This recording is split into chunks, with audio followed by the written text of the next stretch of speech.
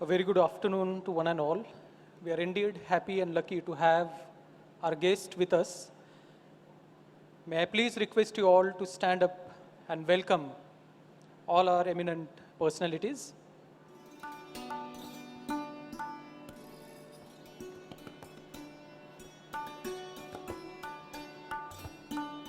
The presence of our guest gives us an immense pleasure. We are honored to have our chief guest, very well known to all of us, Honorable Dr. Raghunath Mashelkarji. May we please have a huge round of applause. A renowned scientist and innovator.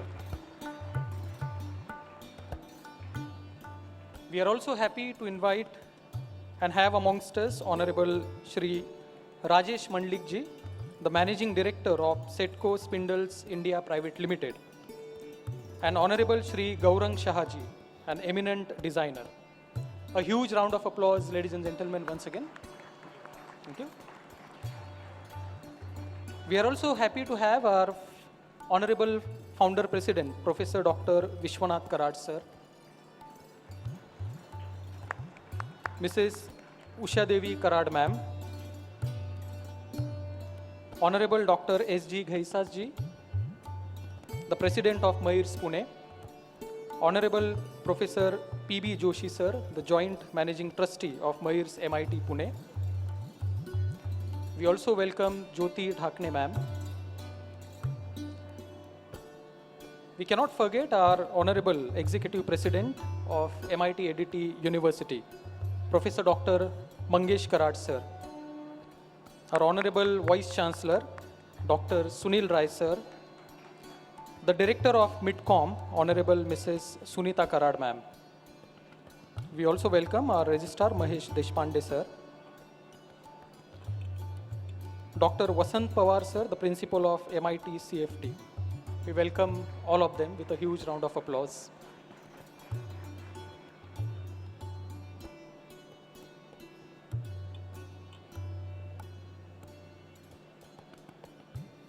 We also like to request all our principals to take the seats on the dais.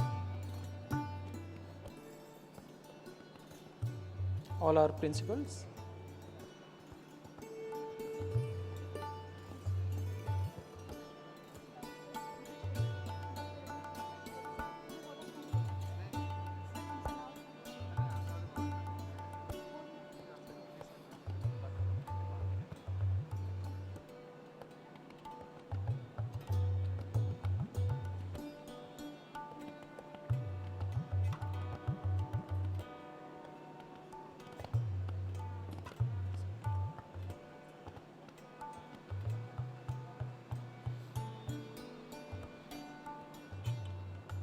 Devgaonkar sir, may I please request you all.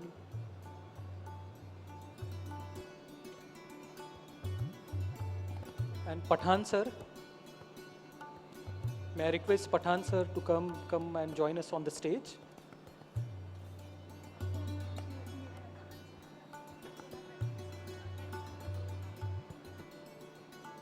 Ratanlal Sonagraji sir, may I please request you to come on the stage. Honorable Professor Niranjan Thade sir.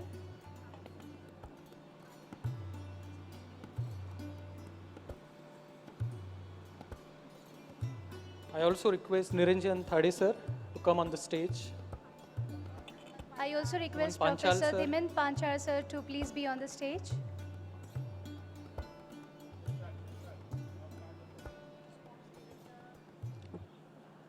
Sports Director.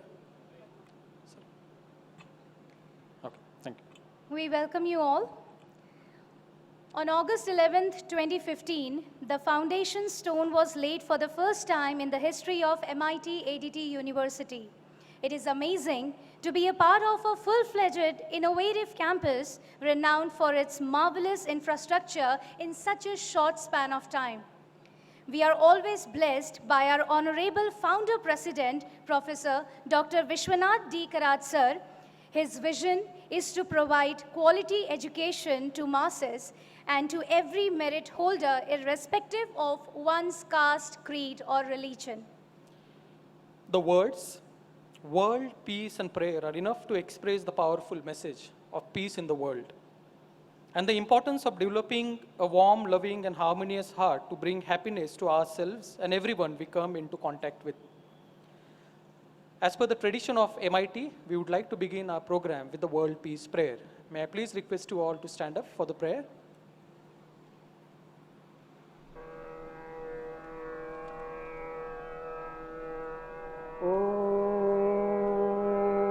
नमो गीयाद्या वेद प्रतिपाद्या जय जय स्वसंवेद्या आत्मरूपा देवातुति गणेषु सकलार्थमतिप्रकाशु म्हणे निवृत्तिदासु अवधारि गोदी गुरुर्ब्रह्मा गुरुर्विष्णु गुरुर्देवो महेश्वरः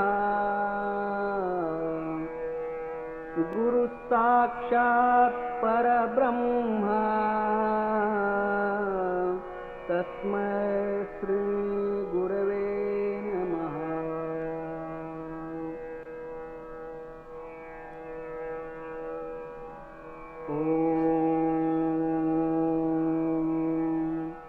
पूर्णमदः पूर्णमिदं पूर्णात् पूर्णमुदच्यते पूर्णस्य पूर्णमादाय पूर्णमेवावशिष्यते। ॐ शान्ति शान्ति शान्तिः। Thank you. Now you may please take the seats. Now to give us the welcome remarks, may I please call upon Honorable Vice Chancellor of MIT ADT University, Dr. Sunil Rai, sir.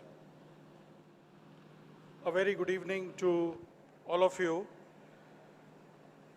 and welcome to this third Foundation Day of the very unique and the most forward-looking university of this country, founded by our visionary founder father, Honorable Vishwanath Karatji, the MIT Arts, Design and Technology University. It's my proud privilege to stand here and welcome the visionary, the legendary, the transformer, our chief guest for today, Honorable Dr. Mashelkar, sir. We are honored indeed, sir, that this first lecture for this particular academic session is being rolled in by you, and we are getting those blessings. Thank you very much, sir, for kindly gracing us on this occasion. I, of course, welcome our President, Honorable Dr. Vishwanath Karatji, Srimati Usha Karatji, to bless this third Foundation Day of the University. Our guests of honor, Shri Rajesh Mandlikji and Shri Gaurang Shahji, who have consented to grace this occasion on this momentous day. Thank you very much, sir, and I welcome you. I welcome all the dignitaries on the dais. I welcome all the trustees in absentia, because their blessings are always with us, of the Mair Foundation. I express my sincere thanks to the Academic Council and the other committees, members of the MIT Arts, Design and Technology University. I welcome all my colleagues, deans, principals, heads of constituent units of MIT ADT University, faculty colleagues, staff members, and my dear students. MIT ADT University, as mentioned, is the unique university, and ever since its inception, when we started with 7 institutions on campus at Rajbagh, and at the very first year added 3 more and came in birth this university with 10 constituent units in 2016. We went on to add 3 more last year, and we added 1 more unit this year. So as we speak, we are 14 institutions, and 14 is a very pious number. Our founder has got a liking for the number 7, Saptrishi, Saptaswar, and sir, today we are doubling up as far as constituent units are concerned. The university, with blessings of God and the directions we receive from our management, spearheaded by our founding father, 2016-17 we were rated as the best campus in the whole country by ASSOCHAM. Continuing the same way, 2017-18, for that particular year, we were rated as the best private university by Today Research and Ratings Group, Delhi. A very unique distinction, sir, for this university is that out of more than 700 universities in the country, the NITI Aayog selected only 13 universities where they would set us Atal Incubation Centers. MIT ADT University is one of them. The National Skill Development Council has selected only 11 universities, and we are, MIT ADT University is one of them, to be their train-the-trainer partner. At the global level, on our second foundation day, we were graced that particular occasion by Dr. Denisi Hoftalin, the president of Salt Lake Community, Utah, last year. And what a great fortune and honor for us, sir, that today, for the third foundation day, we are getting honored by Dr. Mashelkar. Thank you very much, sir, for honoring us on this particular occasion. This year, we have also seen a comprehensive MOU being signed with Virginia Polytechnic University, Blacksburg, USA, which is considered as the top 10 university. A distinction which no university can boast of in its very third year, that a top-ranking university in the United States has decided to set up an integrated technology lab at MIT ADT University. Going further, at the Persona Fest, Mr. Tonino Lamborghini was so much impressed by this campus and, of course, the vision of our father, that he started immediately by establishing a center of excellence for innovative design, first of its kind in the whole country, the Tonino Lamborghini Center for Innovative Designs. We are in the process of setting up IoT lab with EPAM, EPMI, Paris-Sine University, Paris, France. And another honor which we had been bestowed is that Wollongong University, Australia. Last year when they came for a visit, they accredited all our courses. Any student from MIT ADT University in whichever year wants to get a transfer to Wollongong University can go through without any hitch. That means they honor all our courses at MIT ADT University. This distinction is not available with any kind of university to the best of my knowledge. The constituent units of the MIT ADT University, sir, are doing extremely well. This year we have established the School of Holistic Development, which is focusing on building health, physical health, spiritual health, communication skills, innovative thoughts, value-added inputs to all our students, including entrepreneurship, compulsory for all the students. The School of Holistic Development, which has been guided by our founder, Dr. Vishwanath Karad, brainchild of Dr. Mangesh Karad, has been lauded by each and every single university that I visited in US. And they, on that basis, have actually agreed to collaborate with us with even deeper measures. The School of Holistic Development is, we believe, is set to switch us to the next levels of excellence. Proceeding in the same manner, the university has set up the Bioengineering Technology Incubator, the BETIC Lab, for biomedical devices with IIT Mumbai. This particular unit is working very closely on establishing low-cost artificial limbs to help the society. Manet has been awarded our another institution A1 status by DG Shipping for 2017-18. Institute of Design has also signed up with 3 leading institutions abroad where their students will come and do complete 2 years of training on this campus. The College of Food Technology has been rated as one of the preferred FOSTEC training partner by the FSSS AI unit in Delhi for food safety. MITCOM has started 3 new programs with International School of Product Leadership, Bangalore, for applied data sciences and technology management. The university continues to lead in the scholastic events. We did Medha 2018 on the World Food, and we had the World Food Day celebrations. Medha is a hackathon for medical instruments. The faculty and students continue to do well as far as publications are concerned, national awards are concerned. Few of the student achievements include the Best Animation Film at the Alaska International Film Award, 3rd position at National Lalitya Foundation, and the SFT film at the Mumbai Asian Short Film Yashika and Aina have earned accolades for their creativity and excellence. The Persona Fest, the mega event that we conduct here, has gone to major scales. From 11 events, we have gone up to larger number of events, 60 events this year, from 4,000 to 7,000 participants. The event saw a galaxy of celebrities, including Mr. Tonino Lamborghini, Clarissa Bird, actress from USA, Bollywood singers Hariharan, Anup Jalota, Jackie Shroff, Boman Irani, Sonali Kulkarni, Sai Tamankar, Amrita Thapar, and so on and so forth.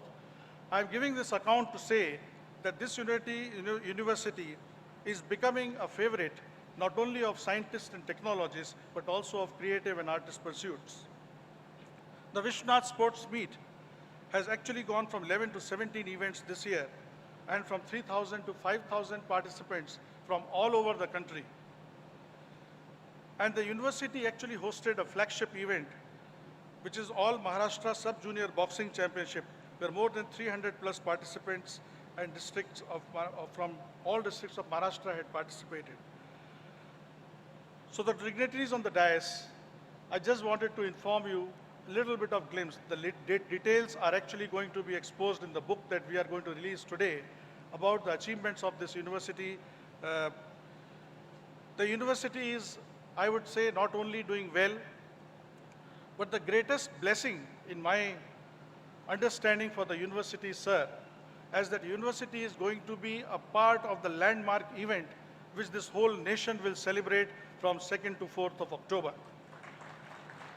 And what happens on 2nd to 4th of October is the world's largest dome, which is coming up at the Rajbagh campus, which is the Sant Gyaneshwar World Peace Dome, a brainchild of Dr. Vishwanath Karad. He is the one who conceived it, he is the one who designed it, and he is the one who is building it. And this event from 2nd to 4th, ladies and gentlemen, will be witnessed by the leaders from spirituality, national leaders, politicians, bureaucrats, Nobel laureates, scientists, thinkers, and thought leaders. 2nd to 4th, the Rajbagh campus Loni will shine with all these dignitaries, and I welcome you all to welcome that event with all the respect and honor. I welcome you to this great place called MIT ADT University on this 3rd Foundation Day. MIT ADT University, as we say, a leap towards world-class education. Welcome. Thank you and Jai Hind.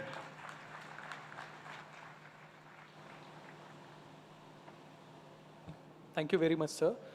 Dear audiences, we are also lucky to have amongst us Mrs. Usha Devi Karad ma'am. Her blessings are always with us. May I please request the Dean of MIT School of Engineering, Dr. Rajnish Kaur Sajdev ma'am, to felicitate Honorable Mrs. Usha Devi Karad ma'am.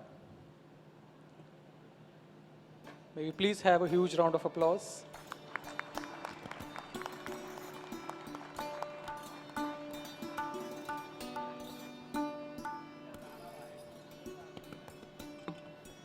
Ma'am has to leave early, and that's the reason why we have felicitated her in the beginning.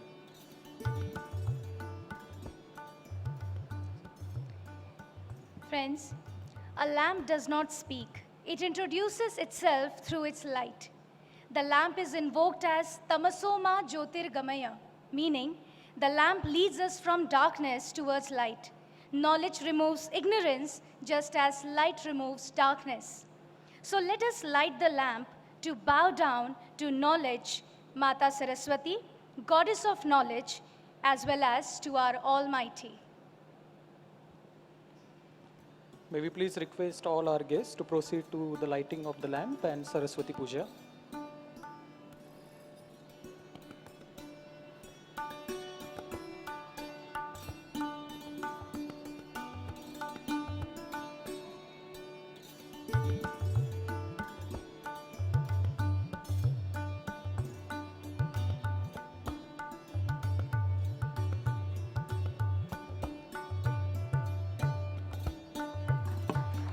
As the lamp is lit, we salute the Supreme that brings auspiciousness, good health, abundance of wealth, and the destruction of intellect's enemy.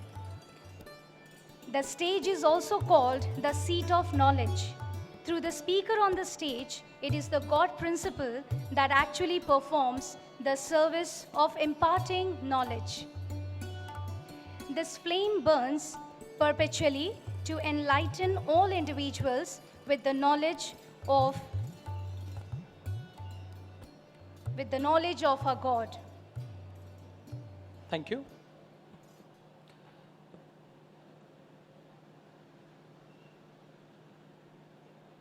Thank you all.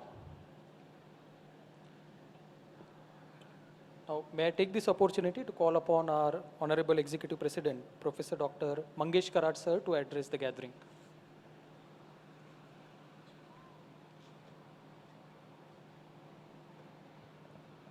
Good afternoon, Honorable Chief Guest for the today's program, eminent scientist, statesman, innovator, the government administrator, Dr. Raghunathji Mashelkar, our founder, Dr. Vishwanathji Karat sir,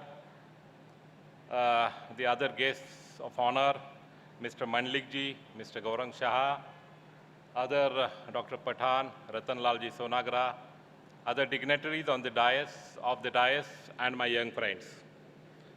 Firstly, I take this opportunity to welcome all of you on this occasion of the Foundation Day, the third Foundation Day of the MIT ADT University.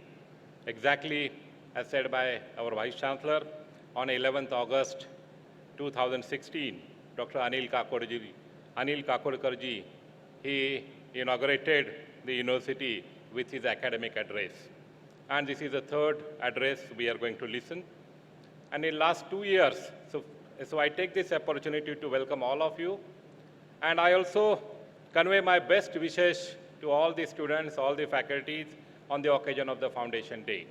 This is a day of cheers. This is a day of retrospection. This is a day of, pledge what we are going to do ahead in our future years. So this is a very, very pious day, very important day. So, and I'm especially happy because today Dr. Raghunathji Mashelkarji has come here and he's going to deliver his Foundation Day lecture on this occasion. I am also grateful to our founder because this is a day to convey our deep gratitude to him, to Dr. Karat sir, and the trust, my trust, because they have founded this wonderful campus, this wonderful university. Last 35 years, Dr. Karat sir, with a great persistence, with a great, he is a very optimistic man. Something good will happen. With that optimistic attitude, optimistic nature, he is working continuously for last 35 years. Sir, you have built the solid foundation of the MIT group. Now, in last 35 years, MIT has expanded into different arenas. The colleges, number of colleges, technology colleges, medical colleges, schools and management colleges, so many colleges MIT has started in last 35 years. Number of graduates have passed out from institution But I'm very happy to say that now, number of graduates who have passed out from MIT, right from first batch to the recent batches, they say with a pride, I am the student of MIT. So that spirit, that spirit you have created, that much dedication, that much passion, that thought you percolated in them. You tried to percolate the values in them. You tried to make them the good citizens. You not only tried to make them the good engineers, but you really made them the good citizens, very winning personalities, so they are able to achieve their success in their different areas. So that is the great foundation on which MIT is standing, and naturally this MIT ADT University is also standing. So sir, we are really happy and we are really thankful to you for giving us such a solid foundation for starting this university and going ahead. So this is a day for that. The other day, now as I rightly said, today we have got, I was just listening to somebody and he has rightly said, we need visionaries. Number of the kings have come and they have gone, the number of political parties have come and gone, the number of industrial evolutions have occurred, but today Arya Chanakya, the great visionary, still we remember him. After almost 23 years, he was born 2,300 years back, and still we remember him, still we remember his thoughts. Such a great visionary he was. And today, in a nutshell, already every one of you know Dr. Raghunathji Mashelkar is a great visionary. But I will not exaggerate, but you are, in a way, you are Arya Chanakya of today's era.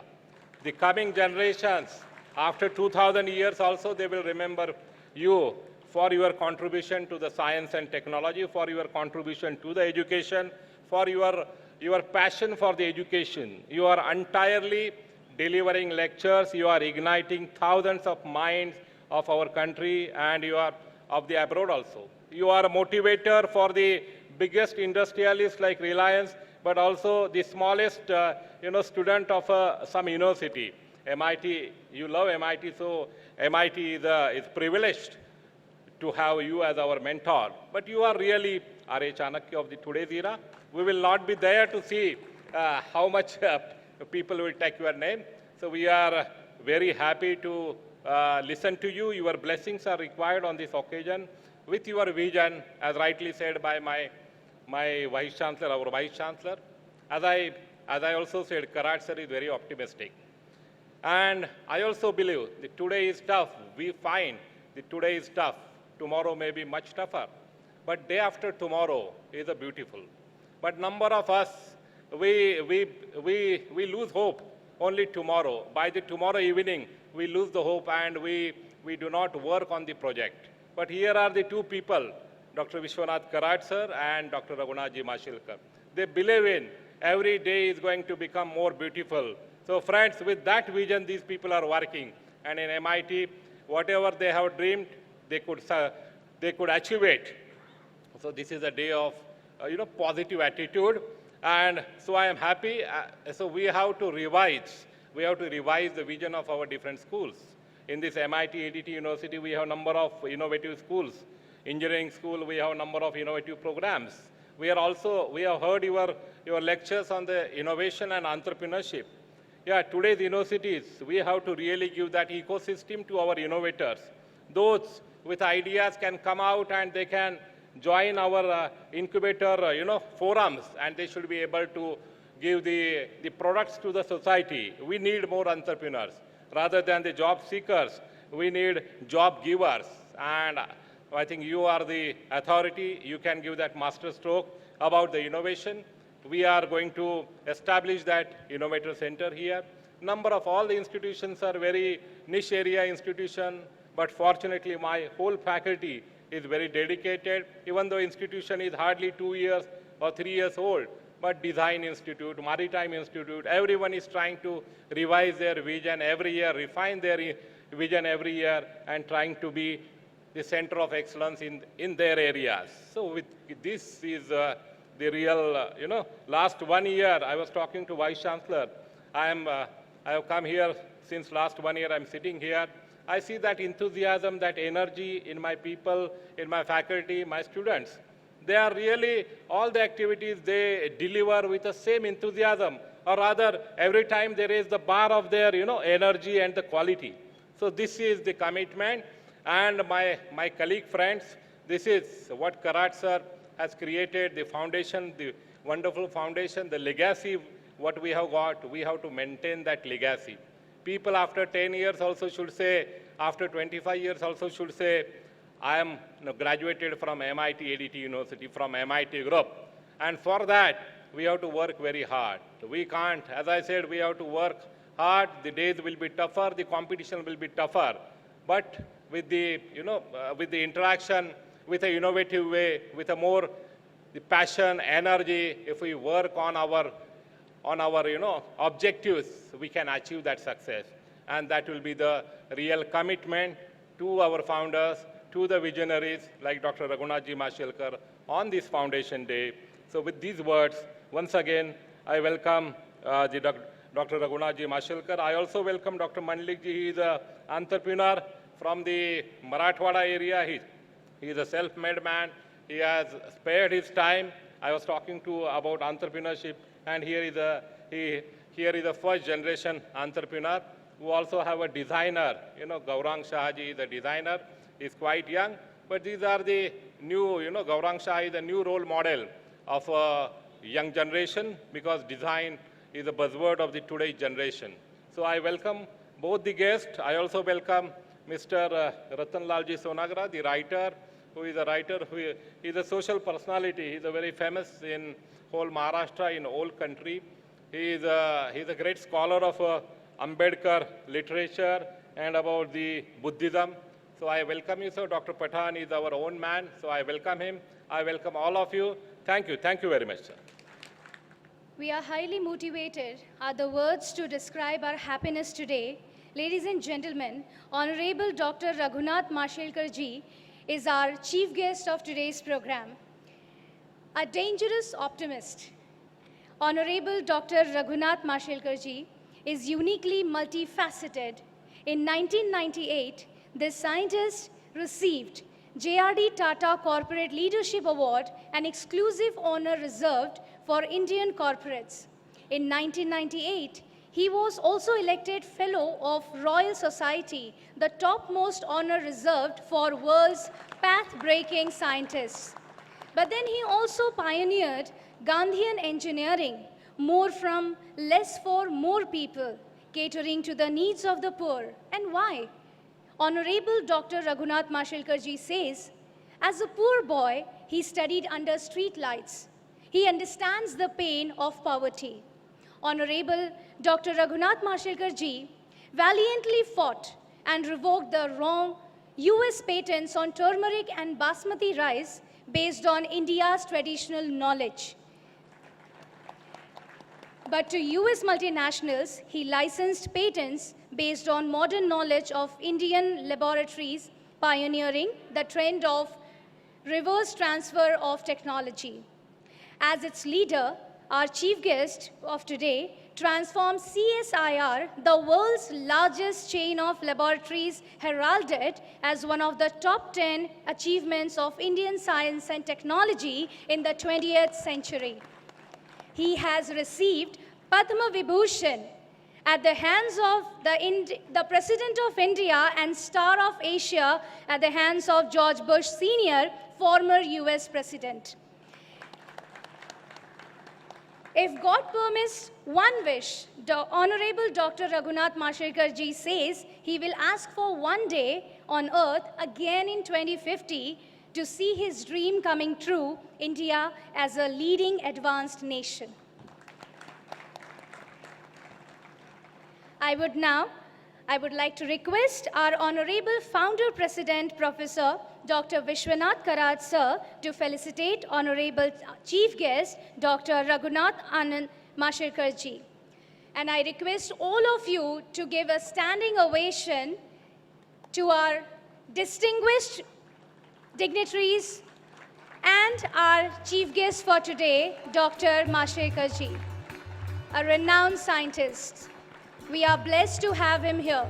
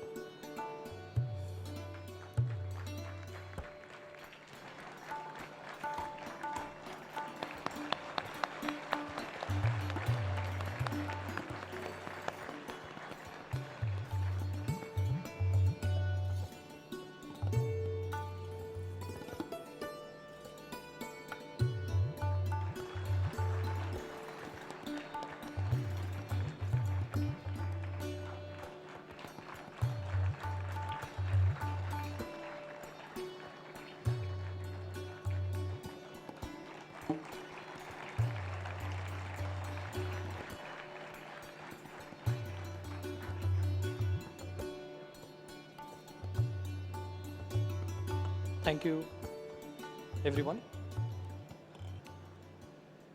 We are also happy to have amongst us our guest of honor, Honorable Shri Rajesh Mandlik ji. He is now working as Managing Director of Setco Spindles India Private Limited, handling 3 plants in India.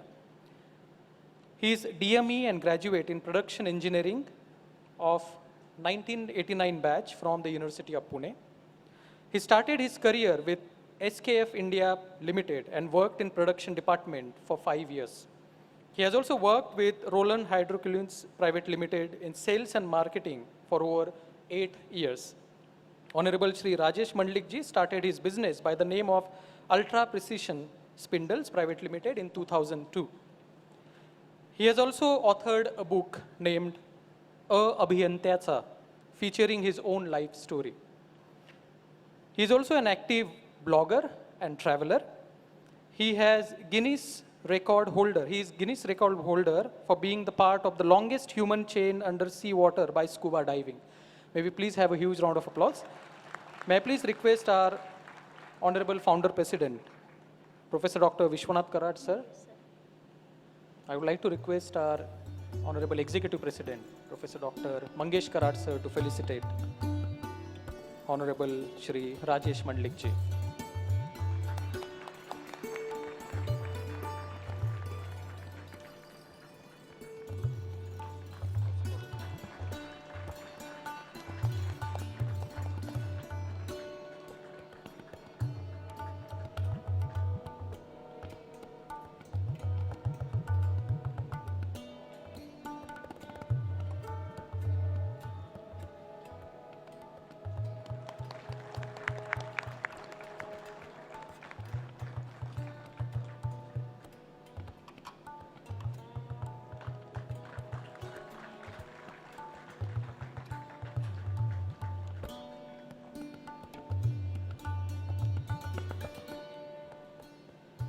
Thank you. Thank you, sirs. Ladies and gentlemen, we have with us our next guest of honor, Honorable Shri Gaurang Shahaji. He is a self-taught designer, a strong advocate of the Indian textile with a passion to bring the weavers to the forefront. He started his journey of reviving hand-woven textiles with a few looms in Andhra Pradesh. And today he works with weavers across India developing textiles and handcrafts. Today, to execute his imagination and translate in weaving, Honorable Shri Gaurang Shahji took the age-old weaving technique of Jamdani and spread to various clusters in India. 20 years ago, the weavers that he worked with were strangled under debts and were stepping into other professions. Honorable Shri Gaurang Shahji reassured them, freed them from their debts, and gave them work throughout the year. By making them independent financially, raised their standards of living, and eventually even luring the next generation of the weavers into the trade. And he has sustained it for the future too, since 2000, when he began to make concerted design inventions and experiments with the textures and textile designs, working with master weavers across India. He expanded from 8 looms in Andhra Pradesh to over 800 weavers all across major textile clusters in India. Now, we will watch a video of our honorable guest of honor, Shri Gaurang Shahji, and I may request Honorable Vice Chancellor MIT ADT University, Dr. Sunil Rai sir, to felicitate our honorable guest of honor.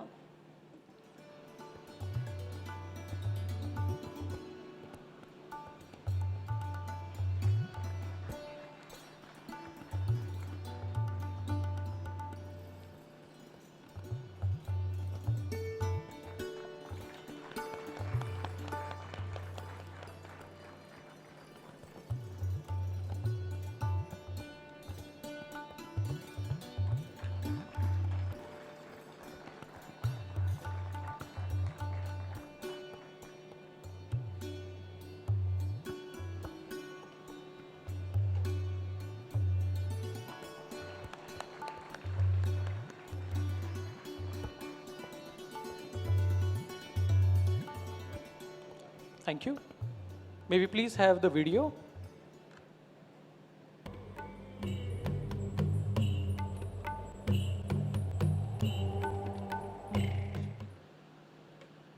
Thank you. Now I would like to call upon our guest of honor, Honorable Shri Rajesh Mandlik ji, to address the gathering.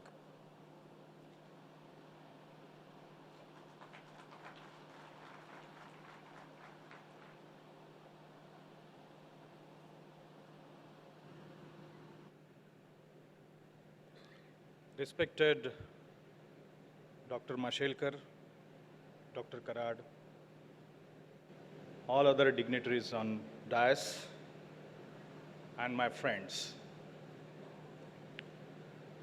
First of all, let me congratulate MIT on their 3rd Foundation Day. I'm a little bit nervous because it is for the first time in my life that I am sharing a dais with such eminent personalities like Dr. Vishwanath Ji Karad and Dr. Mashelkar and Dr. Mangesh Karad. And on the top of it, we have Mr. Gaurang Shah with us. So just bear with my nervousness as such. But I am also happy about that I am here. Just to tell you a short story, I passed out my diploma in 1986 from Government Polytechnic Aurangabad. I never believed that I would secure first class in my last year of diploma examination. And so my there was no question that my professors would thought that I would secure first class. But to everyone's surprise, I secured it. And I got into trap of getting into engineering because there was a minimum requirement of 60%, and I secured 62%. As obvious, I was also going into engineering admission only to know that I cannot get admission in any of the government engineering college because that admission was closed at 66%. So like today's days, I mean, now MIT has grown up so much, but that time these private colleges was little new concept way back in 1984, 85. So I was landed in MIT, in fact, in 1986 to seek admission, again only to come to know that I secured a couple of percentage less than what is required in MIT. And I was deeply saddened, in fact, that I am not able to get into MIT because it was such a wonderful campus at Kothur. And then I never thought that I would be ever in MIT. And today, by grace of God, I am here again in MIT in such wonderful and celebrative atmosphere. I would like to have, in fact, the balcony is too shy. Please, I would like to have thunderous applause for your beautiful campus at Kothur and at Loni Kalbor.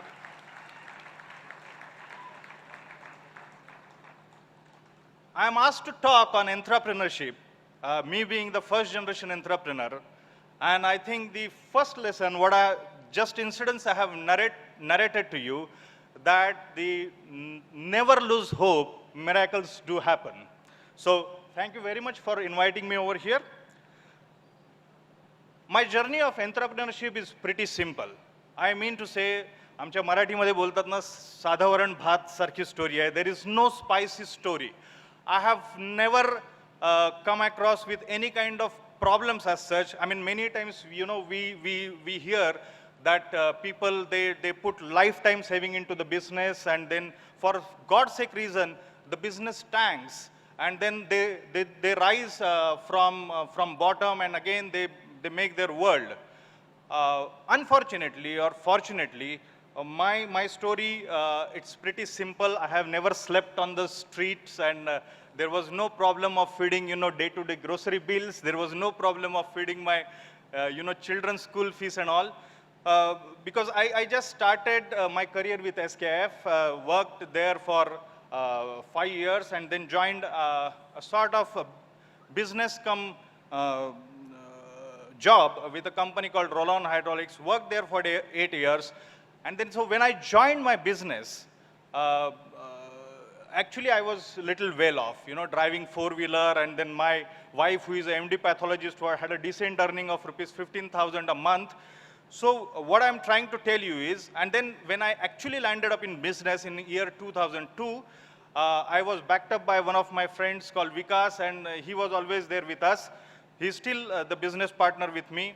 So what I'm trying to tell you here, I'm not going to tell any kind of GAN as such, just trying to share my own journey and how we can just pick up the entrepreneurial requirement if you guys want to get into business. So my second lesson of my journey, I would say that business does not mean every time landing into financial risk, but you can certainly plan the things in order to have the calculated risk, I would say.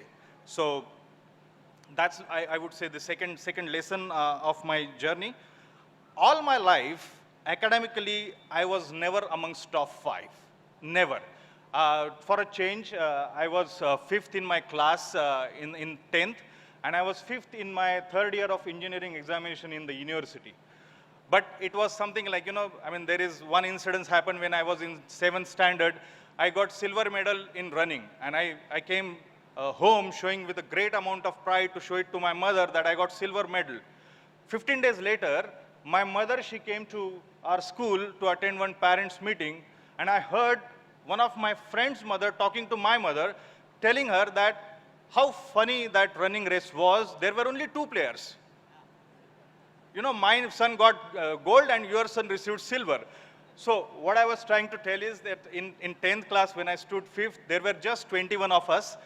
In 3rd year of engineering, when I stood 5th, there were hardly any colleges running production engineering course.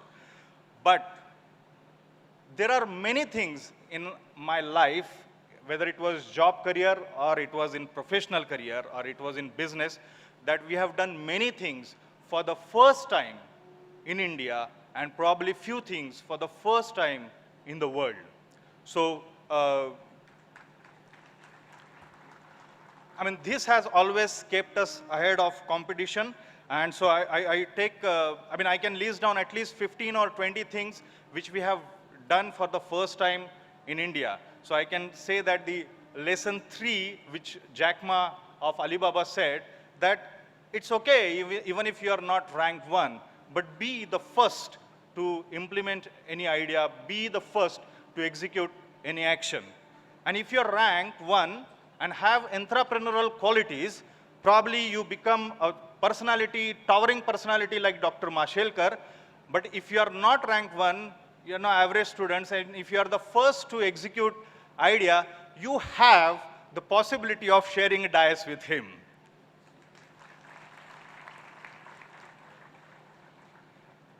An entrepreneur is not a noun, it's actually adjective. It does not mean that you have to be necessarily into business. One can showcase entrepreneurial qualities irrespective whether he is into job or if he is into business. Entrepreneur is nothing but owning the 100% responsibility of assigned task. It means caring for your colleagues. It means having great concern about your society. It means having great and immense pride about your nation. Entrepreneur is a hard worker. He walks that extra mile. I mean, there are many stalwarts. They will tell young ones who are sitting behind that to work for 8 hours and go home, believe me, each and every stalwart who has authority to tell to work for 8 hours, they have slogged for 10 to 12 hours in a day in their heydays. So then only they have this authority to work for, they have authority to tell you people to work for 8 hours. So there can be a question, if entrepreneur is such a good person, is it bad to be a businessman? The answer is big no, actually. Entrepreneur and businessman are nothing but the two sides of one coin. Any entrepreneurial abilities, if it is not backed up by business acumen, there is every possibility that that business will fail. Any hardworking entrepreneur, if he doesn't have any sustainable, if not scalable business model, there is a possibility that it tanks in, it may not have life, or it will have normal working in the market. So I think the lesson 4 for us is that entrepreneurial qualities can be showcased irrespective of your profile, and entrepreneurial qualities with commercial knowledge create great business. I left SKF in 1994, keeping in mind that eventually I would want to get into business. And when I left SKF, I was having monthly salary of rupees 9,500 guaranteed every month. But when I accepted the new job, I was having salary of rupees 9,000 every month, 500 rupees lesser to my existing salary.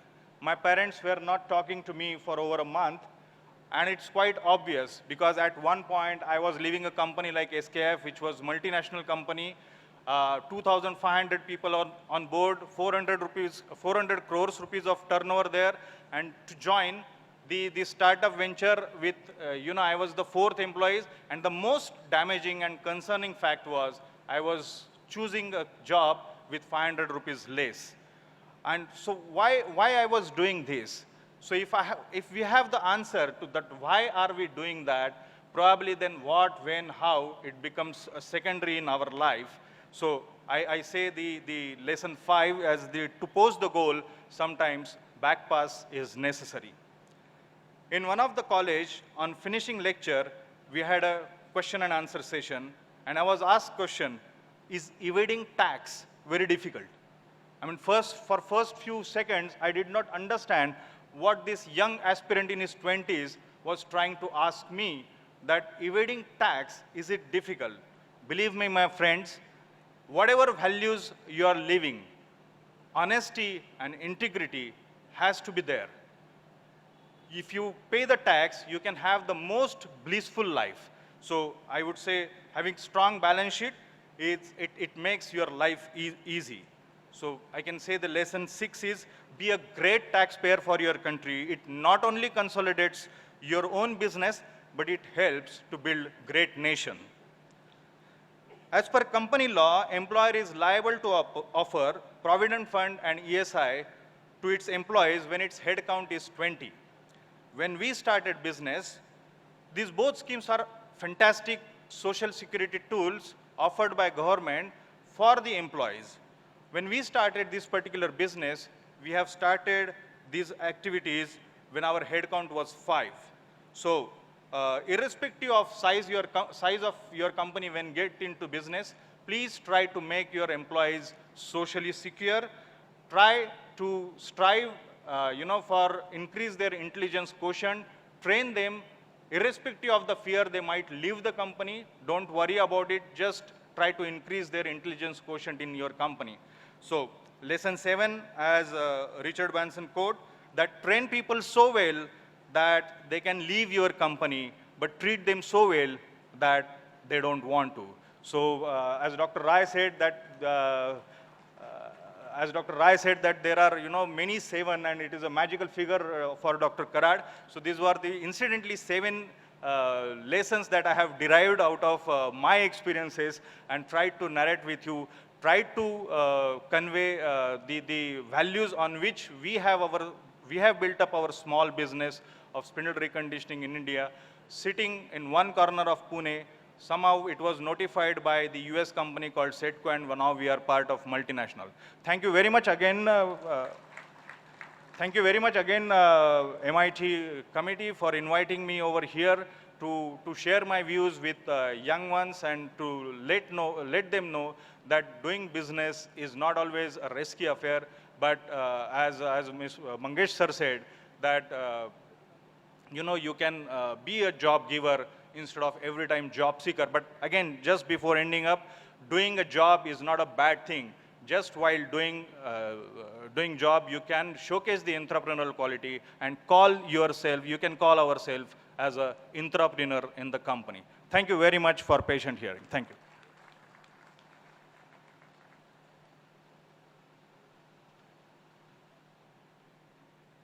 Thank you, sir. Simplicity is the key to greatness. And Honorable Rajesh Mandlik sir's words have explicitly proven it. Thank you, sir, once again. Well, there is one announcement for the students who are going to receive the prizes are requested to meet at the backstage as soon as possible. Proceeding, I now request our honorable guest of honor, Honorable Mr. Gaurang Shahji, sir, to address the gathering.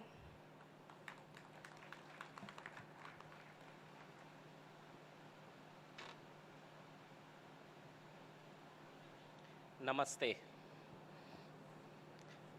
my seniors. Rajesh ji was nervous. My heartbeat is gone 200 and above now. My story starts at the age of 8. After school, I used to go to my father's store, a small store where we used to sell blouse material, a matching center. So evening 4 hours, help him out there. What an 8-year-old will help? वहाँ तो बैठ के सिर्फ थान लपटना था and fall जमाना. But that was my starting point of my learning process, what has made me now.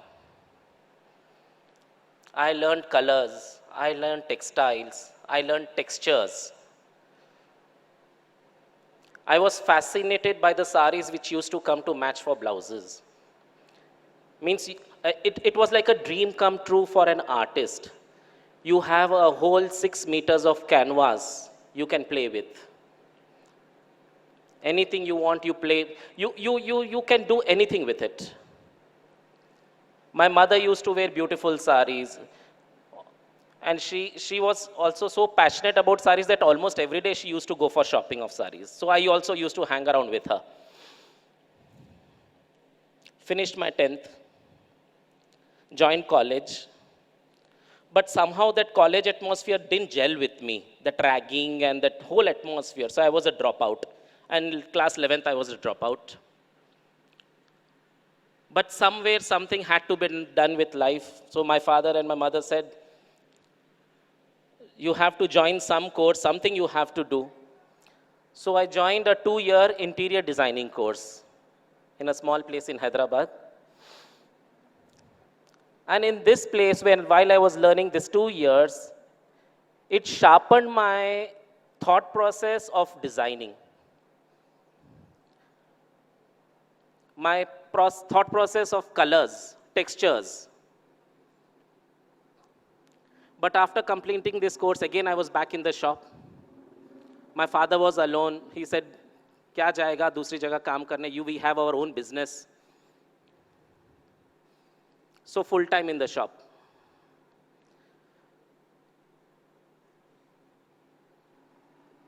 The year 1998, we had this road widening program by the government. So over half of the shop was demolished. It became a very, very small portion. So we had to open another store in another area. I found a big space, beautiful space. And we started there, 1999. Started with the same matching center, same blouse materials. But since this was a big space, I wanted to explore more. So now that my passion for textiles had started, was itching to do something. I went around all over India to different looms, different villages, weavers, in search of fabrics. And this was the same time where these television channels were booming, and you will see those Saas Bahu serials where all the heroines and the models, the Saas and the Bahu were wearing all fancy, fancy saris and blouses. So I wanted to explore and sell those kind of fabrics. But when I went to the weavers, I found that no one was weaving this. They were only weaving saris. I bought saris from them, rolled them up as thans, and started selling them as blouse material. I was a sellout. Again went back to the weavers कि अब मुझे आप थान बना के दीजिए, sarees में थोड़ा wastage जाता है, my costing doesn't work out, so why don't you make fabrics for me, and I would like to give my color combinations and some designs which you should make for me. And the process of making the than started. People, my customers loved it so much that they started buying these for saris. So imagine I was buying saris, cutting for blouse material, I made thans and people started buying for saris. And some of my customers started pushing me ki, itni badi jagah hai, why don't you start weaving saris, why don't you design and sell?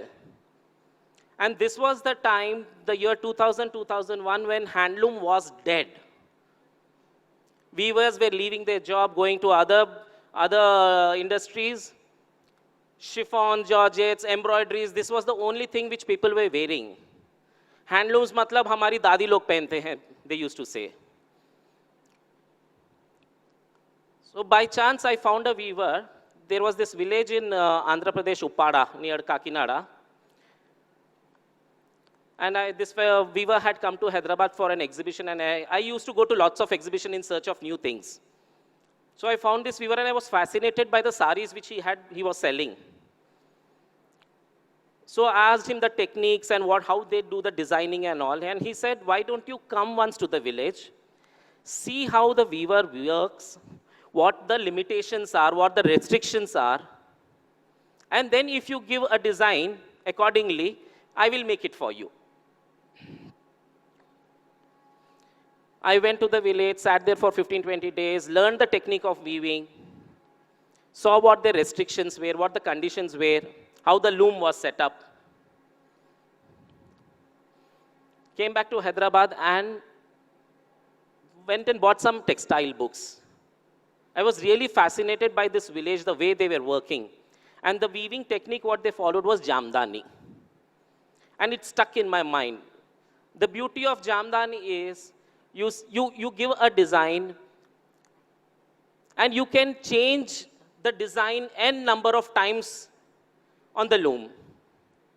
There are other weaving techniques called jacquard, dobby, where once the design is set, you have to weave that whole design throughout the sari. You can't change anywhere. Whereas in Jamdani, every inch, every centimeter, you can change the design, you can change the color thread to weave, you can change the texture. So I gave about 3 to 4 designs to this, my weaver. And within 4 to 5 months, my first pieces came out. And they were something not traditional, not contemporary. It was something wow. I called a few customers and everyone liked it, and it was like, now from that day, it was a sellout. I was flying. I wanted to explore more. One more weaver came to me from Rajasthan, Kota. साहब काम दे दीजिए कुछ, हमको काम नहीं मिलता है, हमारी साड़ी हम जो बनाते हैं बिकती नहीं है. I said, ठीक है चलो. I went to Kota, see what they are doing, how their weaving technique is. Gave him some designs. So slowly, one by one, I started exploring more. I went to other villages, Varanasi. I came to Maharashtra, Paitan. I went to Kanchi, Tamil Nadu. And I was flying very high. I was supplying to the top stores of India. Handlooms started becoming a rage. I opened one more store in Hyderabad. My matching center was there, one more store for saris, 2007. And came 2008 and the recession. I was down in dumps. Customers didn't come, my wholesale was down. I couldn't pay my weavers. My weavers left, most of them left. Some of them were there who supported me. But somehow I pulled out. We are a group of 3-4 friends who are all textile lovers, mad about textiles. And each one, we works with one in different region. So 4 of us, we used to do exhibitions all over India, Delhi, Bombay and all. We didn't have stores there, so we used to do exhibitions. And one day then I thought, ki, chalo, exhibitions karke thak gaye hain, let's open stores. Because my wholesale also was down. So I opened my second store in Bombay. And that gave me another kick to get more viewers and to do more work. This was the year 2010. Some customers used to come, and this was the time when designers were growing. Fashion weeks were growing. So some customers used to come and tell me, we want to buy designer sarees. And I used to explain to them, see, so much thought process, time, and effort has gone to create these sarees. Are these not designer pieces? So definition of designer for people was short clothes, sheer clothes, western cuts. So I thought to myself, I should become a designer now. And to make myself a designer, I applied for Lakme Fashion Week. I thought, Fashion Week karne se, I'll also become a designer. And I was the first one to showcase saris on the ramp.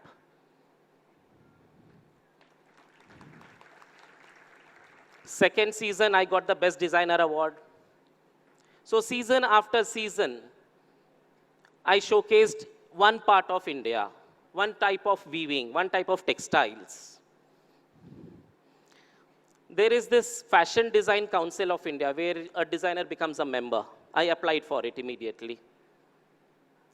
They did not give it to me. They said, you are bad at western cuts, you work with weavers, you do saris, so we cannot give you.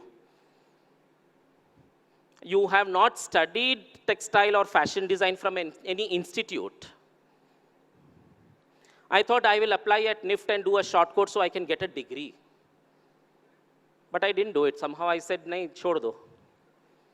And today I'm on the board of governors of NIFT.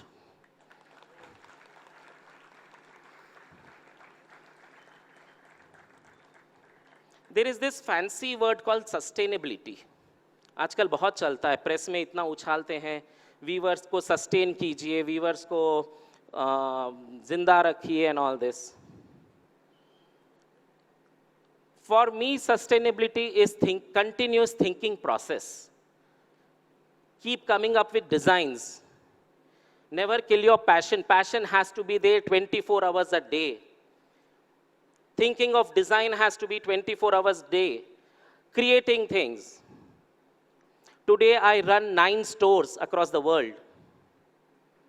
I need to pay rents for my 9 stores.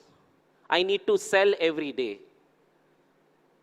I need to offer new designs, new saris to my customers every day. Then only they are coming and buying from me.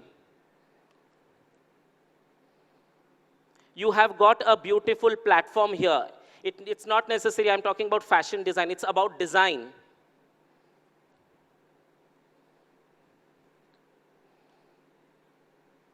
I was taken around the university. It's beautiful. It's like the way I was fascinated, the car design and the food department and the thought process which has come.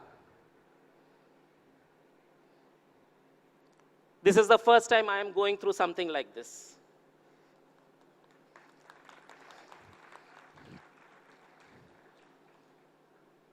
So please, students, this is your best period of your life. You're in a very, very good hands here. Take advantage of this and come out with best of your designs throughout your life. It's not just one time. Thank you.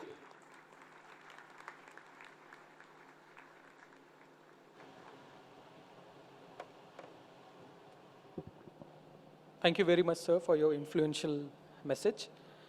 We'll now have the release of MIT ADT Yearbook 2017 and 18. May I please request all the dignitaries to release the book and the CD.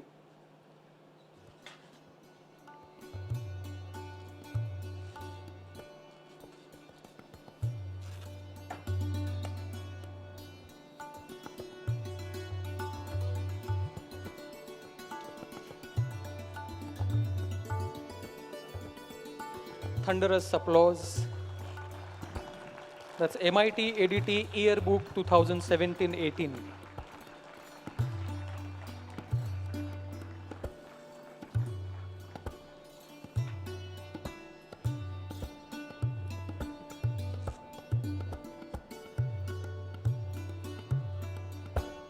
Thank you so much.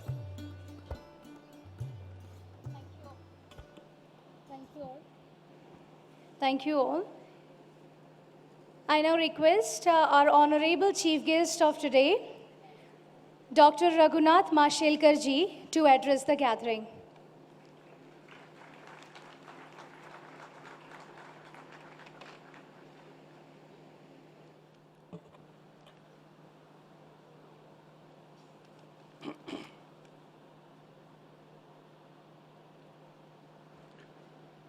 Most respected Professor Vishwanath Rao Karad, Honorable Vice Chancellor Professor Sunil Rai, Shri Mangesh Karad, distinguished personalities on the dais, including Rajesh Mandlik and Gaurang Shah, who gave such inspirational talks, I must say. My young friends, ladies and gentlemen, let me begin by congratulating you all on this third Foundation Day of what I would like to call as a university of the future. And the University of the Future, I say, because it is MIT ADT University, ADT standing for Arts, Design and Technology. Very rarely have I seen a confluence of arts, design and technology in the manner that we see here. I think that is absolutely incredible. Vishwanath Rao, everybody talks about STEM. President Obama used to say that US is falling behind in STEM. STEM is science, technology, engineering, and maths. I don't think science, technology, and engineering maths completes the picture. It is not STEM, it is STEAM.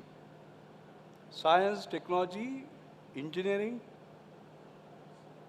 art, and then mathematics. STEAM. It is very important to realize, you talked about holistic development. What is holistic development? Holistic development is a human development with all perspectives. There is a Queen Elizabeth Prize of Engineering, which is about £1 million, and this is considered as a Nobel Prize of Engineering. I've been asked to be a jury for choosing that Nobel Prize of Engineering. And I was interviewed recently about my idea of engineering and engineering in our future and future engineering. I think there were two topics. And I still remember saying that, and there was a particular question, by the way. The lady who was interviewing me was a British lady. And she said, all young people in India want to go to medicine, to engineering, but in England we don't see that, in Europe we don't see that. People don't turn to engineering. They think it is building roads and building bridges, and that is mundane. I said, yes, the engineer builds bridges, but between what? Between science and society. The results of science cannot reach the society without an engineer, okay? And therefore I said, the need of the hour is to create what I call like holistic engineers. Since you talked about the holistic development, holistic engineers, where both left brain and right brain work together. And that is where human intelligence, the emotional intelligence comes in. Emotion on one side and intelligence on the other side. And in fact, I went on to say in my interview, which is there on the web, that engineer without empathy is no engineer. And therefore, this entire development of a total human is what the nation needs, what the world needs. And Vishwanath Rao, as usual, you have been a pioneer in thinking about this and taking it forward. I've been associated with Vishwanath Rao from 1983. I remember his coming, I was a chemical engineering head, and together we sat and designed polymer engineering, if you remember. And there was no polymer engineering in the country. You were the first one to actually start it. So in the same vein, you continue to sort of pioneer. I totally agree with Gaurang when he says you have to keep on designing, right? You have to displace your own products yourself, otherwise the competitors will do for you. You have to be distinctive every moment, every day, basically, all right? So I think that's what you are doing. You are reinventing sort of the MIT group of institutions in newer and newer ways. I'm going to make 3 or 4 points. I think the first and foremost is that it is not only change, it is not only rate of change, it is rate of change. I would say, in fact, it is rate of acceleration. The things that are changing in the way that they do is incredible. 15 years ago, had you heard of an iPhone? No. An iPad, an iPod? No. Kindle? No. 4G? No. Uber? No. Airbnb? No. Android? No. WhatsApp? No. Twitter? No. And today, they dominate everything that we do. How many of you are on WhatsApp? See? So that's what it is. So the change that is taking place is phenomenal. Would you have imagined that world's largest taxi company owns no taxis? That is Uber. Possible because of technology. World's largest accommodation provider owns no real estate. Airbnb. World's largest retailer has no inventory. Alibaba. World's largest movie house has no cinemas. Netflix. And so on. This is all possible. त्याला आपण चमत्कार म्हणू, पण हा चमत्कार टेक्नॉलॉजीमुळे होतोय. And that is why in this changing world, how we should change education, I think is extremely important. That's why people talk about education 1.0, education 2.0, and education 3.0. What was education 1.0? Gurukul, where there was one teacher, one student. All the knowledge the teacher had, and he communicated it to the student, right? Then came education 2.0. We are all products of education 2.0, where one teacher taught 30, 40, 50, 60, 100 students. And it was an assembly line approach, basically. Okay? Now, education 3.0, because of these digital technologies, is going to be something completely different. And therefore, we see now, whole range of new technologies.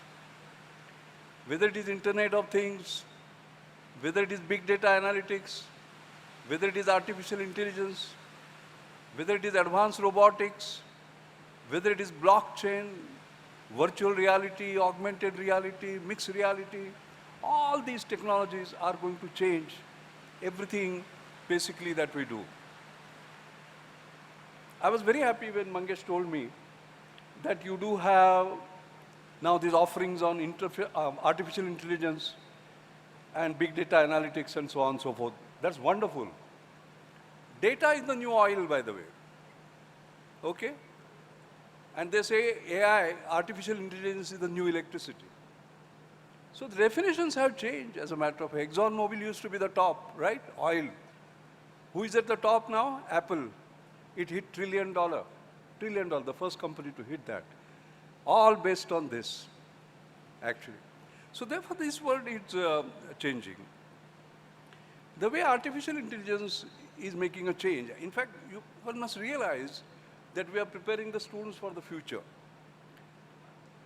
And therefore, both brawn and brain, the job that were done, they are going to be taken away by machines. Brawn, robotics, they will take away the jobs. Brain, artificial intelligence, they will take away the job. Now you will say, oh, come on, I don't believe you, because how can machine take away the job of a human mind? No, I'll just give you an example. There's a very difficult game, a Chinese game called Go. The world champion, Le Sedol, was beaten by an artificial intelligence machine created by Google, AlphaGo. Now that's not so important because even Gary Kasparov was beaten by IBM machine. What is very important to realize is that in game 2, the move 37 that this machine made, experts say that there is a 1 in 10,000 chance that a human will make it. That means the machine learning, the deep learning has gone to an extent where that the machine is able to teach itself in such a way that it can beat a human being. In fact, I remember I was chairing a brainstorming. There were a couple of Nobel laureates there, Joe Marilyn, Bob Grubbs, and there was George Whitesides, the highest cited scientist in the world, 5 of them, actually. And we're talking about the future and so on. And I remember the chairman was sitting right in front, and I remember telling him that he was looking for new board of directors, new member of the board of directors. I said, rather than seeking for an individual or a person or a man or a woman, you might as well have this artificial intelligence machine sitting there in your boardroom as a member of the board of directors. Okay? Why? Because it will be able to give you suggestions, solutions, which none of us can give. There is 1 in 10,000 chance that we'll give it. I said this year before last in June. The following June, Rajesh, it's very interesting, this was already done. There's a company in Hong Kong which has already appointed an artificial intelligence machine as a member of the board with voting rights in the investment, as far as investments are concerned, with a voting right. Because what it is able to see, analyze, and sort of suggest is very different. My young friends, why I'm telling you about this is that the way things are going to move, basically, it does not mean machines are going to take over everything. It's the man and machine, a woman and a machine, who will have to work together. And that is why the education we impart, when we talk about co-working, it is not just a man and a man and a man and a woman working together. It's a man and a machine working together. That co-working, I think we'll have to basically teach. Since this school is about art, design, and technology, let us move into art. Let's move into music. Let's move into movies.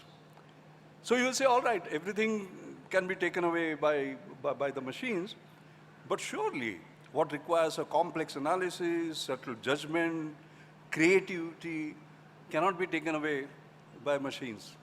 Wrong. Look at music. Music is the creation of the mind, right? Now what has happened is that there are intelligent machines, there are intelligent machines. There's a fellow called Scott Finch, by the way. He actually trained his Macintosh computer using artificial intelligence. He created a book. It is called Just This Once. And that machine wrote the book, by the way, Just This Once. And you cannot just recognize that it's not human who has written the book. I mean, look at musicians, for example.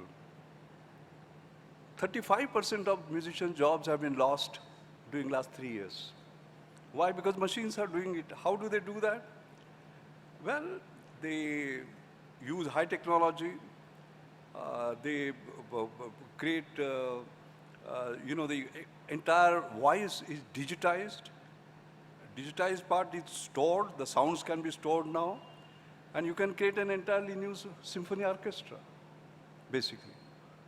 Movies, you will say, oh, it is impossible to create new movies. Sorry, even that is changing, because there is technology called morphing, which is able to isolate, digitize, and store every visual expression. Mr. Nandra, what is the meaning of this? The meaning of this is that, supposing Dilip Kumar and let's say Elizabeth Taylor have never worked together, okay? You can actually now create a movie with both of them working together, and you will not recognize that they had not. The reason, again, I'm emphasizing is this great change that is taking place. And Indian students must actually get prepared to that, by the way. We cannot put it in the background, it has to be at the forefront. The student will change, the teacher will have to change, the employee will change. The teacher, a student, from completing to creating. You would all get homework and they will be working very hard for completing it. No. You will be creating something new. From consuming to producing. Whatever teacher taught you in terms of new knowledge, you will be consuming it. No. You will start creating, okay? Because you have access to something. You know, my smartphone I have left there, but that smartphone has the capacity to have all the libraries in Pune stored there. That means I don't have to go to the library. As I'm traveling, that library is with me, basically, the library, all right? So knowledge is in your hands. From memorizing to processing, because all we did was rote learning. So we use our brain as a storage. Sorry. Goka आणि ओका म्हणतो ना आपण मराठीत, ते करत होतो आपण. That is not the case now. Basically, you will have to use your brain for processing, for isolation to collaboration, as I explained, from answering to asking. I think these are the 5 changes the students will face. As far as teachers are concerned, there will be 5 changes again. Teacher-centered to student-driven. From telling to listening. From mass production to customization. Customization means each one of us has a different capacity to learn, understand. Some of us quickly understand, some of us take time. Reliance, on whose board I am, I'm chairman of Reliance Innovation Council. We have just acquired Imbibe, which is a startup, which is an artificial intelligence platform for education technology. We are investing $180 million over the next 3 years. What does that do? It does customized learning. That means for each individual, it is able to map what is your capacity, work with you, all right? So the entire process of learning changes, as a matter of fact. Okay, so therefore you can see the customization is sort of what difference it is going to make. Otherwise, you know, all of us sat in the classroom, 45 minutes, the bell rang, we all went out. Same thing was dished out to all of us, no more so. The technology is going to change that. Then presenter to facilitator. Teacher has to become content experts to process experts. And similarly, employability, I agree with you that, Mangesh, when you said that from jobs, you know, we have to now create job creators rather than just job seekers and so on. Perfect. But still there will be a lot of people who will be working on job. But the nature of jobs will change. You used to work 9 to 5. 9 o'clock, come in, 5 o'clock, go out, no. And work from your corporate office, no. Anytime, anywhere, anyone can actually sort of do the job. Predefined work to customized work. You were focused on knowledge, now focused on adaptive learning. You used to hoard information, now you will start sharing the information. So I think these are all very, very dramatic changes that are taking place. 2 more points I'd like to make. Although machines will move, there will be limits. Because machines work on the basis of logic. But for a human being, there is much more than a logic. It is about inspiration, it's about creating, it's about intuition, it's about meaning making, it is about storytelling, and so on and so forth. So, Professor Rai, our challenge is to ensure that these skills, which machines can't take over, we have to teach our students. So we should revisit what we are doing. In fact, if you ask me the 5 qualities that are going to be most important, most sought after, in which all our students will have to be trained, so that no matter what happens, they will succeed, are the following. The first is complexity, dealing with complexity. This is a VUCA word: volatile, uncertain, complex, ambiguous. Would you have imagined Brexit would happen? Would you have imagined Trump would get selected and the aftermath of that? And so on and so forth. So this is a very complex word, and things change day by day. The second is, of course, creativity. Third is critical thinking. Fourth is emotional intelligence. And fifth, as I said, co-creation. So what it means is that it is not learning by rote. From there we move to learning by doing. But doing what? What our teachers told us. Step 1, step 2, step 3, step 4. No. From there to learning by creating. And from there to learning by co-creating. 1, 2, 3, 4. Unfortunately, Indian education system is still in 1. And I'm quite sure as a university of the future, you would be in the step 4. I think that is what we have to actually basically do. The last point I want to make and close is both Rajesh, as I said, and Gaurang gave terrific speeches. Both are great entrepreneurs. Both left great messages. I will tell you, people call me dangerous optimist while reading my one-page CV. The young girl started by saying, I'm a dangerous optimist. And you might ask me, why am I a dangerous optimist? Because of you. The youth, the talent, basically. It's incredible. And I'm seeing that live energy. Let me give you an example. The kind of confidence our young people have. You know, I always interact with a number of young people, so I was giving a talk. Satyam Shivam Sundaram, that was the title of the talk. I said, Satya Nadella, the CEO of Microsoft, Sundar Pichai, the CEO of Google. So I said, Satyam Shivam Sundaram, there is a vacancy on Shiva. Maybe he will become the CEO of Apple, who knows?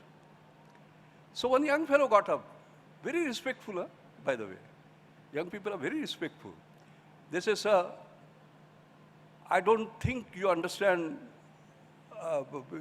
what we are thinking. So I said, I said something nice and inspiring. You are saying, I don't understand. He said, I'll explain to you. In your generation, your only objective was to go to US somehow. Came the second generation, not only go to US, but to get a great job. Where? Microsoft, Google, and so on. The next generation, not only go to US, get a job in Microsoft, but become CEO, like Satya Nadella. But not our generation. Our generation want to create our own Microsoft, our own Google here in India. That is the spirit. And I am witnessing it. You know, I'm involved very deeply in startup system, by the way, in variety of ways, you know. So I was a jury for selecting out of 2,900, some 19 on the other day. Rajesh, can you realize there's a school dropout who came, who is creating a search engine which is an alternative to Google. A school dropout. So we selected him among the 19, by the way. I'm chairman of Marico Innovation Foundation. We give awards, and from last year we started giving awards to startups. Vishwanath Rao, there's a 14-year-old, 10th standard, 14-year-old, a genius. His name is Harshvardhan Jhala. We give him an award. You know why? He has created drones which were able to not only spot landmines, but diffuse them. He has a US patent on it. He has started a company. So we asked him, we interviewed him. It was great fun, you know, great people sitting and a 14-year-old being given an award and asked him. So we said, who is the CEO? He said, I'm the CEO. I'm the Chief Executive Officer. A 14-year-old. Then we asked him, but who are the members of board of directors? He said, my mom and dad. Can you just imagine? Their mom and his mom and dad are poor people, but they actually invested in him. 5 lakh, 6 lakh, they borrowed and helped him create a prototype. Now, Gujarat government has given him 5 crores, by the way, to take it forward. You know, who is he getting inquiries from? Indian Army. He's connected with that. And he has got inquiry from South Korea now, a 14-year-old. So I think that's my India now. These young people, basically, you know. So what is required now is to put faith in them. Vishwanath, it is very easy to invest in a Sachin Tendulkar when in his first Ranji Trophy, when he was 15 years and some 9 months old, he scored his first century. By that time, he has proven. But the beauty is, when Sachin was playing with his mother, when he was 4 or 5, to spot him and invest in him. Okay? That's what we need to do. Invest in the young. And that's why I always talk about talent, technology, and trust. We have to trust our young and invest in them and train them, nurture them in great universities of future like this. Rajesh, since you ended by giving 7 mantras based on your life, I will also have to give 7 mantras based on my life, which I will quickly give for young people. Some will overlap with him. The first is your aspiration is your possibility. So keep your aspirations high. If you think of conquering Everest, you will at least go up to Kanchenjunga. But if you go up to think of only Kanchenjunga, you will go to Hanuman Tekdi. So keep those high. That's number 1. Number 2, Rajesh, I entirely agree with you. Like instant coffee, there is no instant success. Hard work. At this age, and I'm 75 plus, I work 24 hours a day, day after day, week after week, month after month, year after year. And I'll continue to do so till I breathe my last. There is no substitute. The next lesson is work hard in silence. Let the success make all the noise. Because we start making noise even before we are successful. The other one is persistence pays. Never give up early, basically. That's very important. The other one and the final one is that there is no limit to human endurance. There is no limit to human achievement. Human endurance, you know, you just saw Thailand, those caves, those young boys were trapped. They were in pitch dark for 18 days, basically. But what was their endurance? They survived. Can you just imagine yourself being in pitch dark for 18 days, hardly with any food or whatever, etc., etc. That is the power of a human. There's no limit to what you can achieve, accepting the limits that you put on yourself. You know, I still remember my encounter with Professor Siena Rao, my great guru, who taught me something, and that is the lesson I will like to end with. I remember I became Fellow of Royal Society, as was said, after Nobel Prize, that is the highest honor, and you sign in the same book where Newton has signed, by the way. It is such a great honor. So I told him, sir, I have become Fellow of Royal Society. I phoned him up. You know what was his response? Not bad. Then I became Fellow of US National Academy of Science. Only 7 Indians from 1870 have become. In fact, it's very difficult, sir. Harry Kroto became Nobel Prize winner first before he became that. So I phoned him up. Now I said, he must be, you know what was his response? Not bad.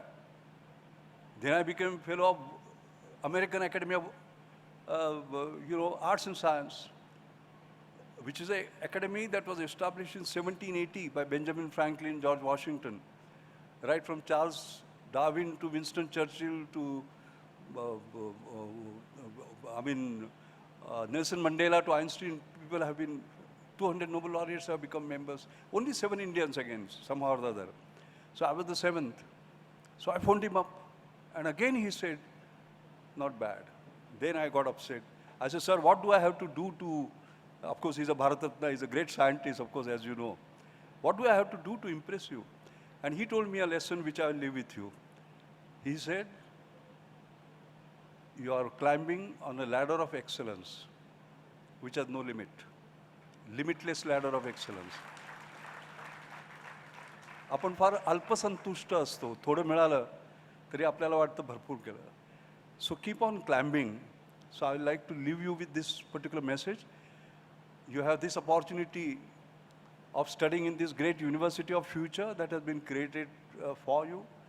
There is a great ambience, there is a great ambition, there is nothing that is missing. The only thing that you have to do is to say that I'm not going to have any limits on my imagination, on my achievement, because after all, what will limit you are the limits that you put on yourself. So I wish you a grand success in your limitless journey of this excellence. Thank you very much.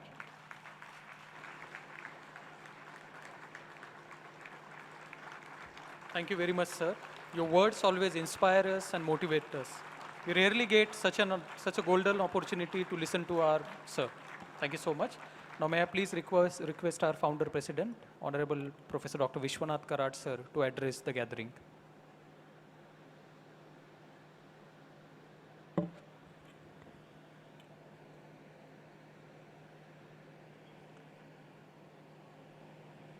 Friends,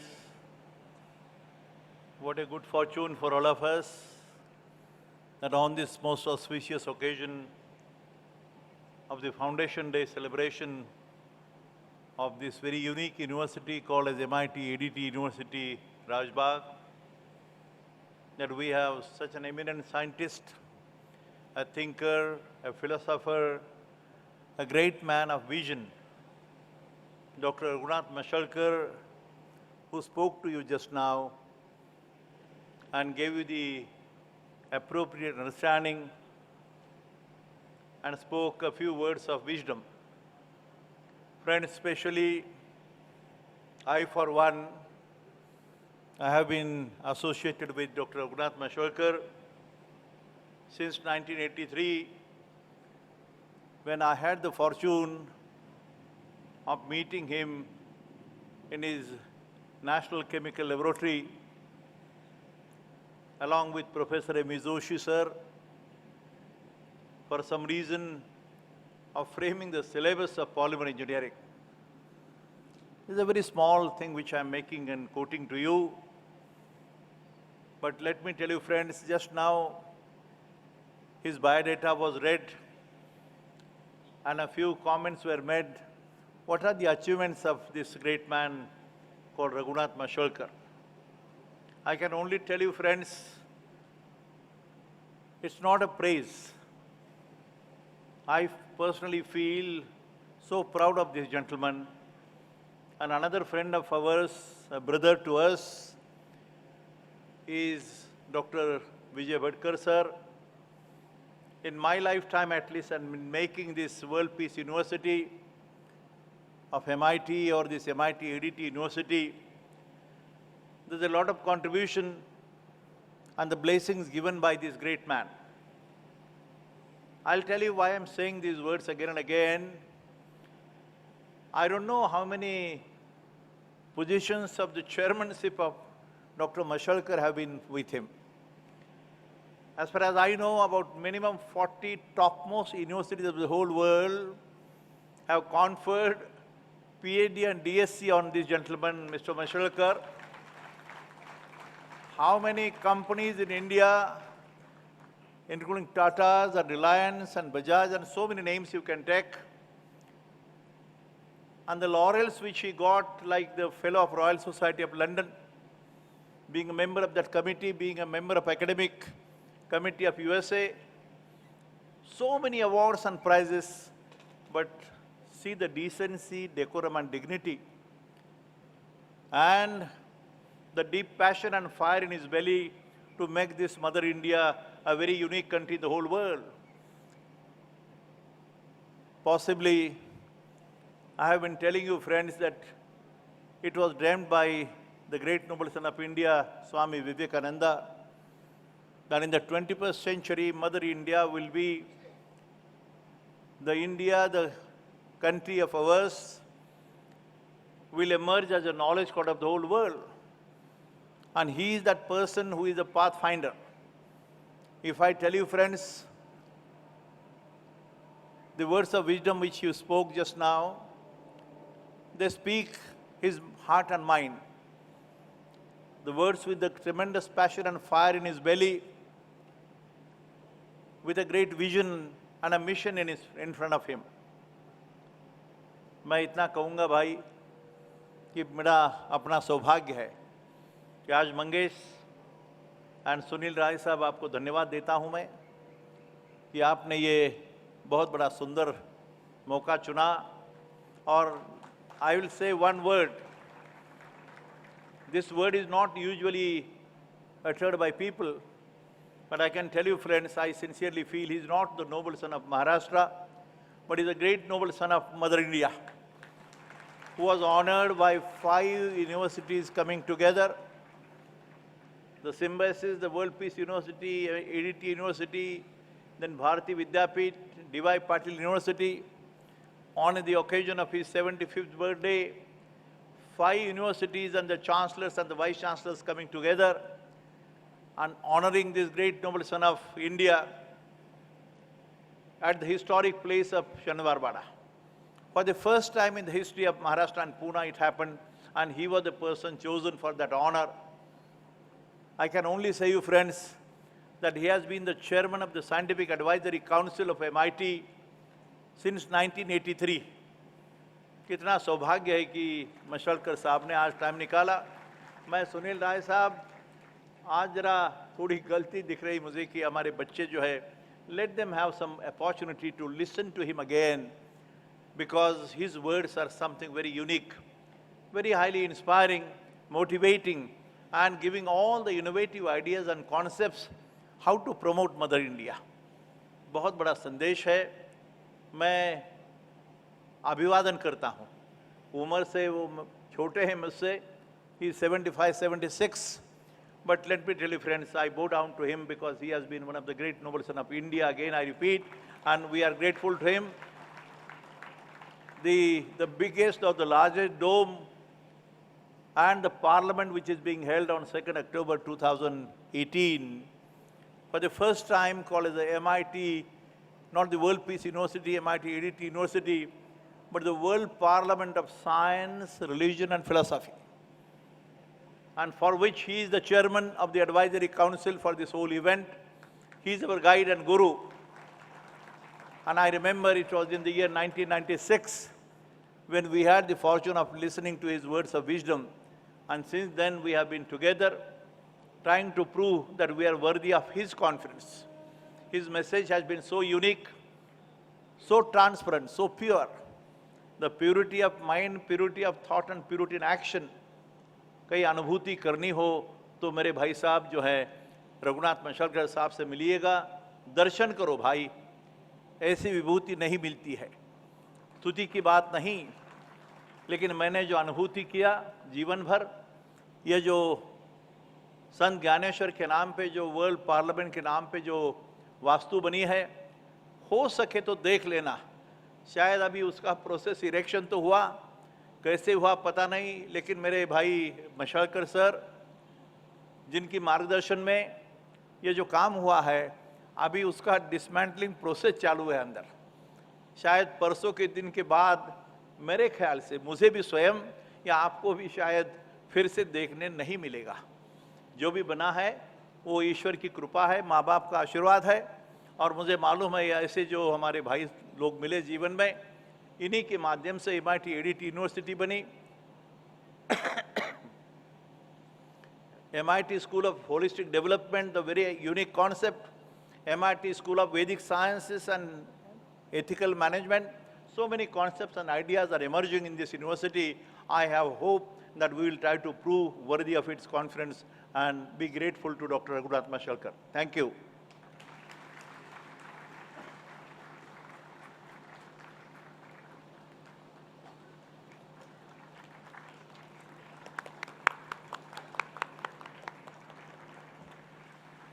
Hello. Thank you, sir, for your words of wisdom. They always lay a great impact on us. And I, on behalf of entire MIT ADT University, promise to put your words into practice. Thank you, sir, once again. May I now call upon Dr. Asavari Bhave, ma'am, Dean Humanities and Social Sciences, to propose a vote of thanks.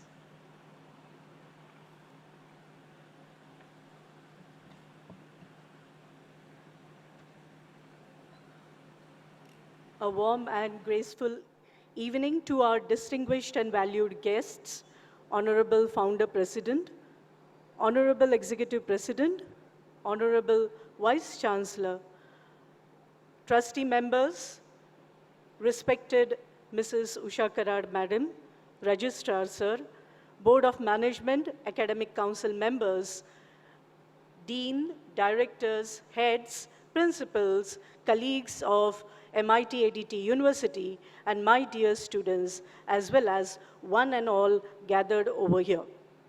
It is my privilege to have been asked to propose a vote of thanks on this occasion. I, on the behalf of MIT Art Design Technology University and the entire fraternity of the university, first of all, extend my most sincere thanks to the August gathering and one and all present here today for the third Foundation Day celebration. On my own behalf, I extend a very hearty vote of thanks to eminent and well-known personality, Dr. Raghunath Mashalkar, Sir, chief guest of today. Sir, we all are inspired by your valued thoughts and benign presence. We assure you, sir, that our students from all the 13 schools will not only be appropriately skilled, but also have empathy, emotional intelligence, and winning personality. Here at MIT ADTU, we reassure you of paradigm shift of taking our students from machine to being man, and that is being humane. We commit to your words of wisdom to work hard in silence and let our work speak for itself. Thank you, sir. I express my gratitude towards the distinguished guests of honor, Sir Shri Rajesh Mandlik and Shri Gaurang Shah, who spared their time from the busy schedule to grace the occasion.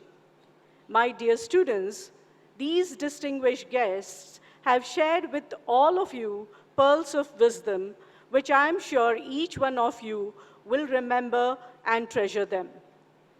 I owe my heartfelt thanks to our pioneer, Professor Dr. Vishwanath D. Karad, Sir, founder of MIT Group of Institutions, Managing Trustee, Executive President, Maharashtra Academy of Engineering and Educational Research, Founder President of MIT Art Design and Technology University, who, despite of his numerous and rather tight schedule, has taken his time off to grace this occasion personally. It is his vision and leadership that has brought revolutionary changes in the field of education on national and international level by motivating the leaders of the world when he spoke to the Parliament of World Religion. We pledge to His Excellency that we at MIT ADTU will take forward his work in the direction of creating knowledgeable citizens for the society who will juxtapose the moral values with scientific approach. I would like to express our profound gratitude to Honorable Professor Dr. Mangesh Karad, Executive President of MIT Art Design and Technology University, for his unwearying commitment to provide world-class education to the students coming from different parts of India. I express my heartfelt gratitude towards our Vice Chancellor, Honorable Dr. Sunil Rai sir.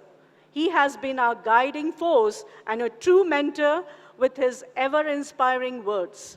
Under his leadership, we at MIT ADT University look forward to achieving greater heights, not only in numbers, but in sustaining academic excellence nationally and as well as internationally.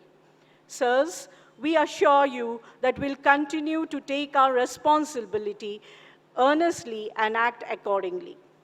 My vote of thanks would be incomplete unless I place on record my deep-felt respect and gratitude to respected Dr. S.G. Ghesas sir and Dr. S.N. Pathan sir for being on this occasion of third Foundation Day celebration. I would like to extend my big thanks to our ever-gracious Professor Sunita Karad, Director, MITCOM and ICT for gracing the occasion. I would like to express my gratitude towards Dr. Mahesh Deshpande, Registrar, MIT Art Design Technology University, for his support and encouragement. I would like to express my thanks to convener of Third Foundation Day program, Dr. Vasant Pawar sir, for his meticulous planning and execution. I thank the two masters of the ceremony for their efforts towards anchoring today's program. Well, ladies and gentlemen, an event like this cannot happen overnight. The wheels start rolling weeks ago. It requires acute planning and a bird's eye view for details. We have been fortunate enough to be backed by a team of very motivated and dedicated colleagues of MIT ADTU who know their job and are result-oriented. I cannot thank everyone enough for their involvement they have shown and the willingness they have expressed to take the completion of tasks beyond their comfort zones. I thank the members of print and electronic media who have always cooperated to attend our programs to give wide coverage. Least but not the last, I very much owe to our students who are our real strength. Before I end, I would like to share 2 lines with you, my dear students. The future lies before you like a hidden mass of snow. Be careful how you tread on it, for every mark will show. Thank you. Jai Hind.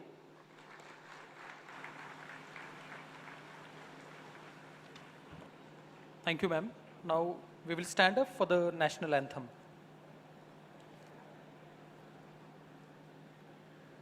जनगण मन अधिनायक जय हे भारत भाग्य विधाता पंजाब सिंध गुजरात मराठा द्राविड उत्कल बंगा विंध्य हिमाचल यमुना गंगा उच्चल जलधि तरंगा तव शुभ नामे जागे तव शुभ आशीष मांगे गाहे तव जय गाथा जन गण मंगलदायक जय हे भारत भाग्य विधाता जय हे जय हे जय हे जय जय जय जय हे Thank you. Thank you, everybody. May we please request all the winners of Student of the Year Award to kindly meet at Institute of Design Building. Thank you. We declare the program over.